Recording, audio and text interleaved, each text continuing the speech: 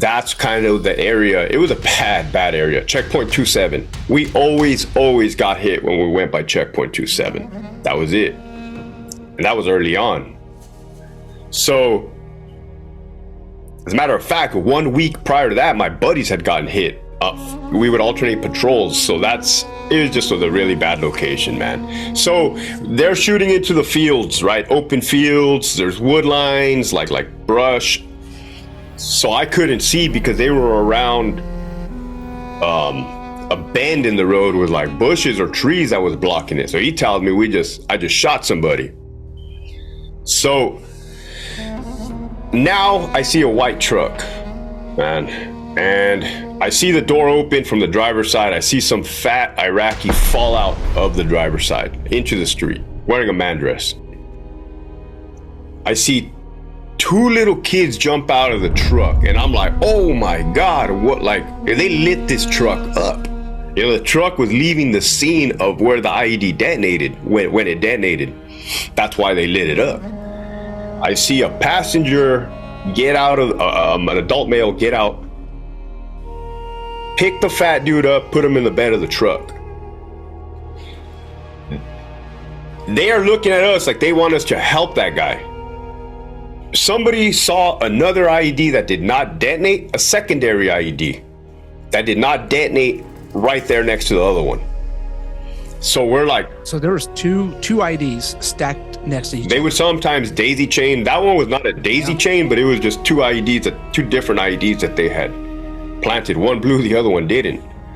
So they're like, we're yelling, hey, I don't even know if they knew English or whatnot. Hey, you bring them to us. We're not going over there. You bring them to us. They kind of gather, they throw the fat dude in there. The guy gets in the driver's seat, turns the truck around and starts bringing them to us, right? And I was 19 years old, man. This is where I told you that my mindset of war, this is when it got weird, like real. These two kids, these two boys, little boys, they were like 9 years old, maybe like 6 years old. Man, they pull the truck up right there. The guy is shot. He's shot. He's acting like he's shot, but there's zero blood. Zero blood at all. Nothing. So, right, kind of like, I'm not going to say this is the first time I saw a gunshot, because I told you what had happened that month prior and a couple other little skirmishes or whatever. So we're like, this is weird. The kids are freaking out. That was the sons. That was the sons of that individual that was shot. We look in the back of the man dress. There's a little tear in his dress. The medic kind of opens it up. Yeah, you see, man, it's like a little shank, like if somebody stabbed you really small. I think they hit the dude with a tracer, so it cauterized that wound. It was 5.56. No exit wound. Probably bounced around all over inside of him, and he was just spitting up blood, spitting up pieces of stuff, right, in front of his children. They are wailing, screaming. I have a water bottle in my hand. I offer to give it to the kid because I don't know what to do, man. They knock it out of my hand, like, violently, and like I'm like, oh man, like, the fuck that shit in boot camp, Well, that's what I'm saying is like this. It got real, like.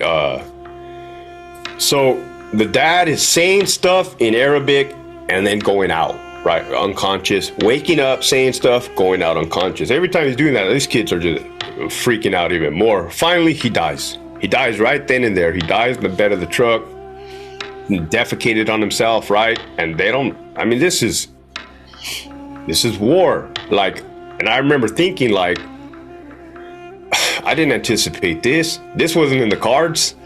So the individual was barefooted, dead in the back. He was dead, barefooted in the back of the white truck. The remainder of my platoon, my patrol, followed the copper wire. So the way that they would detonate the IEDs is they would get artillery rounds, 155 rounds, one or two of them. They would hook up a 9-volt battery with a blasting cap in there with a wire. Copper wire, thin copper wire. They would string it out. This was a command detonated IED. String it out 100 yards, 200 yards, and wait there till you drove by. Then they would touch you with a 9-volt and blow your ass up. Well, there was a pair of sandals left at that wire. My sergeant gets those sandals, comes back to the dead body, and puts it on his feet. Boom. It's like a perfect fit. So then I'm like, what the hell? Like, why would that dude do that? Like, why? Like I said, man, war, they show that shit on Black Hawk Down, or We Were Soldiers, man. That's it's difficult to process. You know what I mean? When it becomes so real like that, so quick. You know, you just had this guy who tried to kill you.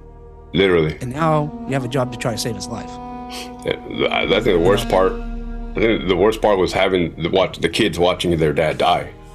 I don't think it would have been, had we just killed a guy who tried to kill us, that's cut and dry. That's black and white.